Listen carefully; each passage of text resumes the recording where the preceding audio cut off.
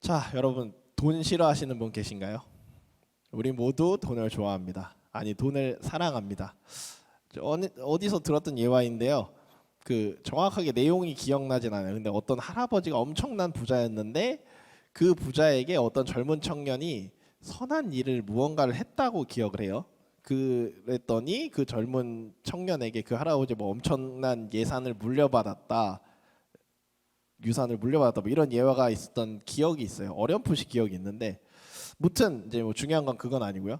그 스토리를 들으면서 그 청년 정말 저는 어릴 때 그 예화를 듣고 정말 부러웠습니다. 와, 나도 저런 할아버지를 만나서 저런 유산을 물려받을 수 없을까라는 생각을 했던 어릴 적 기억이 있습니다. 우리들은 돈을 엄청 사랑합니다. 과연 돈을 싫어하는 사람이 있을 수 있을까요? 우리 교회 성도님들 아시다시피 저는 사역과 사업을 지금 병행하면서 하고 있습니다. 사업이라는 걸 하다 보니까요. 사업이라는 건 이윤 추구를 하는 행동이기 때문에 내가 하고 있는 이 일로 어떻게 하면 돈을 더 많이 벌 수 있을까라는 것을 항상 고민합니다.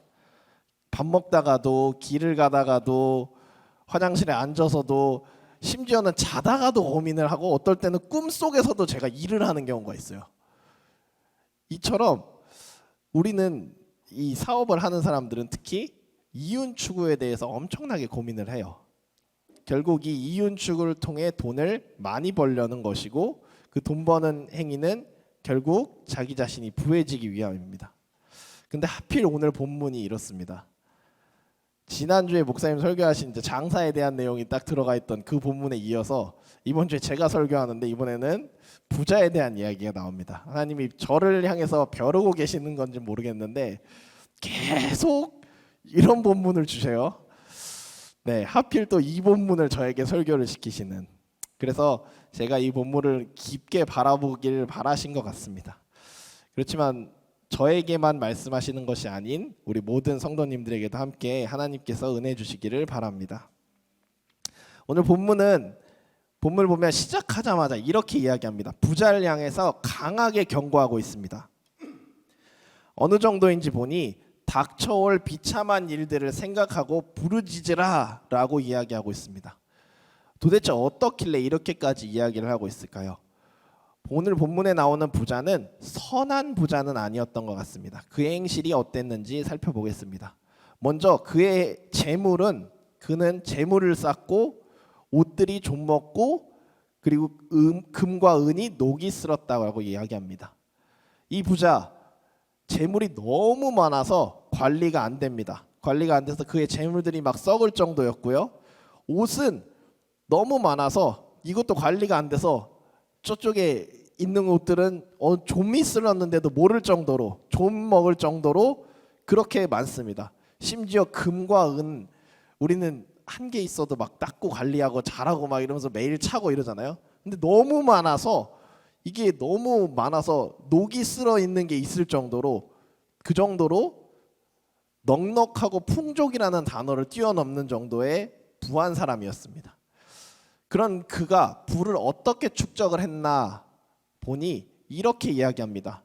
그 부자의 밭에서 곡식을 벤 일꾼에게 품삯을 주지 않았다고 이야기합니다. 이 부자 부당한 방법으로 부를 쌓았습니다. 이 부자는 부가 넘치는데 넘치는 부를 가졌음에도 불구하고 그들의 일꾼들, 그의 일을 한 사람들에게 품삯을 줄 생각을 하지 않습니다. 그저 세상 마지막 날이 다가오는데도 계속 쌓아두려고 합니다. 정말 세상 마지막 날이 가까웠음에도 불구하고요. 오늘 본문에서 하나님은 어떤 시선으로 바라보셨을지 한번 생각해 보려고 합니다. 먼저 딱 눈에 띄는 내용이 있습니다. 부정한 방법으로 부를 쌓으면 안 된다라는 것, 우리가 처음 읽으면 딱 보입니다. 제가 사업을 하면서 자주 들었던 이야기가 있습니다. 우리나라에서 정직하면 부자가 될 수 없어.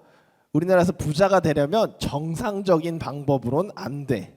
이런 말을 정말 자주 들었습니다. 짧은 시간에 큰 돈을 벌려면 우리가 다들 아는 대로 열심히 일해서는 우리가 부자가 될 수 없다는 말을 합니다.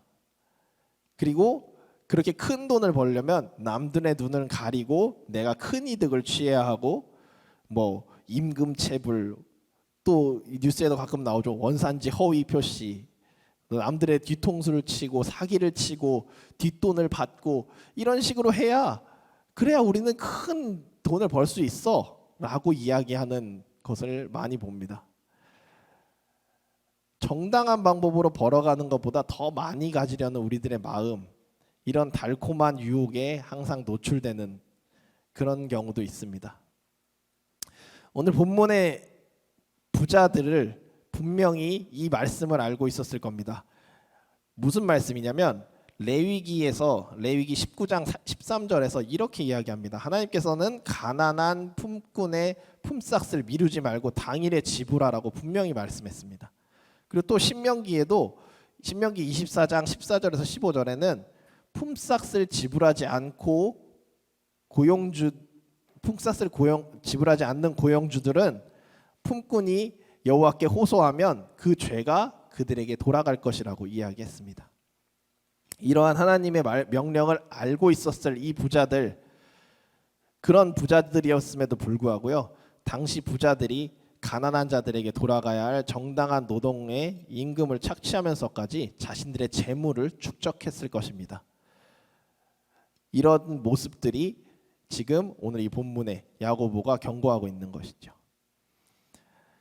그리고 그들은 이렇게 쌓은 재물로 사치와 쾌락을 누렸다고 나와 있습니다. 분명히 그들은 주변에 어려운 사람들이 많았고 자신이 고용한 사람들에게 임금을 주어야 했음에도 불구하고 그 잔뜩 밀린 임금에도 불구하고 자신들은 사치와 쾌락을 누리는 데 집중했습니다. 여러분의 밭에서 곡식을 벤 곡식들에게 임금을 주지 않고 가로챈 품삯이 소리를 지르고 있습니다 라고 오늘 본문에 쓰여 있을 만큼 그들의 괴로움이 하늘에 닿았습니다. 그래서 오늘 본문에 전능하신 우리 주님께서 그들의 아우성 소리를 잊지 않으시고 귀담아 들으셨다라고 이야기하고 있습니다. 아까 읽은 신명기 24장의 말씀처럼 그들의 죄가 그들에게로 돌아갔습니다. 자, 우리 지금까지 들은 이 내용만 보면 우리가 부자가 아니면 그럼 지금까지 이 내용에 해당하지 않는데 저는 괜찮겠네요? 저는 부자 아닌데요? 누군가에게 임금을 주는 돈을 주는 그런 위치에 있지 않은데요? 이렇게 궁금하신 이렇게 말씀하실 수도 있을 것 같아요. 어느 한 부자를 통해 이야기하고 있는 부당한 이익을 쌓고 그렇게 이야기하고 있는 이 부자의 이야기만으로 끝일 것인지 과연 우리의 이야기는 아닐 것인지 생각해 보려고 합니다. 이 부자는 어찌됐든 자신의 위치에서 이렇게 부를 쌓았는데요. 그는 세상 마지막 날까지 아등바등 자신의 재산을 쌓으려고 했습니다. 세상을 살면서 내 것 이 내 것들만 이렇게 모으려고 취하려고 하던 그의 모습이 과연 사실은 부자의 모습만이었을까요? 우리들도 살면서 내 것에만 한해서 계속 내 것 모으려는 모습이 있습니다. 과연 이 부자와 내 모습이 서로 다를까요? 하나님은 우리를 이 세상에 청지기로 파견하셨습니다. 청지기라는 것은 무엇이냐면 부잣집 주인의 가사를 도맡아 하던 관리인이었습니다. 그저 하나님이 이 땅의 가사를 우리에게 맡기셨다는 말씀입니다. 그러나 우리는 이 역할을 잊고 하나님 것인 것을 새까맣게 잊고 내 것만 찾고 있습니다. 오늘 이 부자처럼 세상 마지막 날이 다가옴에도 불구하고 당장에 내 자신의 창고에 쌓아두려는 노력을 하고 있습니다.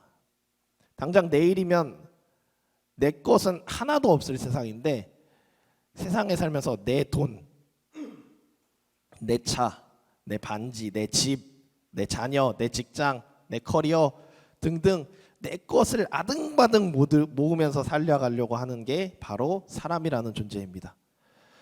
교회에 나와서 앉아있는 우리들이라고 세상 조금 다를까요? 아니요.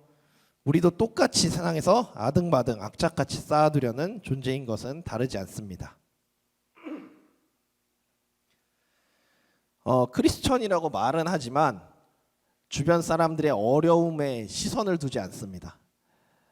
하나님은 이 어려운 자들을 돌보라고 교회에 명령하신 것이 있음에도 불구하고 새까맣게 있고 내 삶도 어렵다며 그들의 삶을 외면하는 우리가 되지 않았는지 이 시간 스스로를 돌아보아야 합니다. 또 한 가지 질문이 생깁니다. 이 앞까지는 그래요. 전도사님 그렇게 얘기했으니까 저도 그것에 대해서 동의합니다. 그런데 풀리지 않는 의문. 그러면 부당한 불을 쌓는 건 나쁘다고 할 수 있는데 그럼 기독교인이 불을 쌓으면 안 되는 것인가요? 라는 질문이 들립니다.